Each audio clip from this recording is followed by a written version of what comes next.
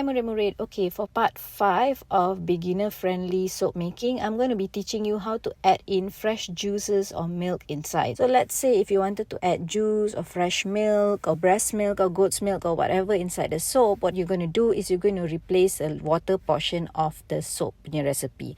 And because all these ingredients have got gula inside, like sugar, you will have to freeze it first. Sebab kalau tak, when you add sodium hydroxide inside, it's going to burn. So as you can see in the video, what I'm doing is I'm adding in the flakes on the ice cubes. Okay, so maknanya the milk and all that, I've measured whatever I need, and then lepas tu I freeze it, and then after frozen tu, then only I'm adding in the lye inside. Now just like what I've mentioned in the video previously, lye when touches water jadi very hot, so because of that we don't want our milk or anything to bakar. That's why we do this method. The cubes will melt once it touches lye, so you don't worry about it, and then you put it aside, and then we will prepare our oil. So the oils usually I like to use olive oil, coconut oil, palm oil and castor oil. All these I've mentioned in the video before. So once they add in, I'm going to be adding in my lye solution. So lye solution is usually whatever milk or juices that you premix is now. So this was our breast milk, we just added it in, and then nanti we are going to be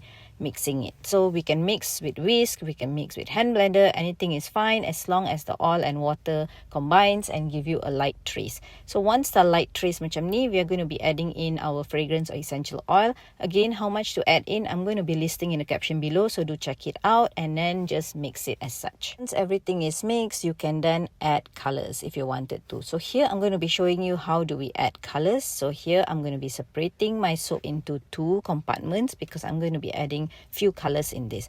So here I've put in 1/3, 1/3, 1/3, and I'm putting in the colors. So first color is pink, second color is green, and the other 1/3 too, I'm not going to put any color in because I prefer it to be a creamy color as what it is. So anyway, mix the colors. Okay, once they're mixed nicely, semua dah okay, we will prepare our mold. So for the mold, we use silicone mold usually, and make sure to sanitize it first. So we are putting in our white layer first, and then just making sure that it's all covered up, followed by all the other colors later. You can just watch the videos on how to do it. Now again, all the recipes I will be putting in the caption below, so do check it out. If you wanted to buy any of the materials, we do sell it in Soap Malaysia. And if you wanted to get better in formulating soaps, you can always join our soap classes that we have in Subang Jaya. That's more for people who wants to do business. So as you can see, the soaps are all done. I'm just doing a little bit of decoration on top, and then we are just going to leave the soap for about 24 to 48 hours.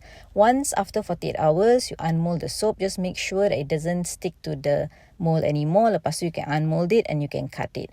You can cut it, but you can't use it. You still have to wait 4 to 6 weeks before you can use it because we want it to be really, really keras. If you're doing this for business purposes, you can only pack your soap after 4 to 6 weeks. So make sure to keep it in an air-dried place to make sure it's really, really dry before you can pack it and send it to your customers. So again, if you are someone who likes to DIY, please don't forget to follow us. If you have any other inquiries or OEM purpose or soap classes purpose or whatever it is, do contact us. Thank you so much for watching this whole series, and I'm Nisha, your teacher.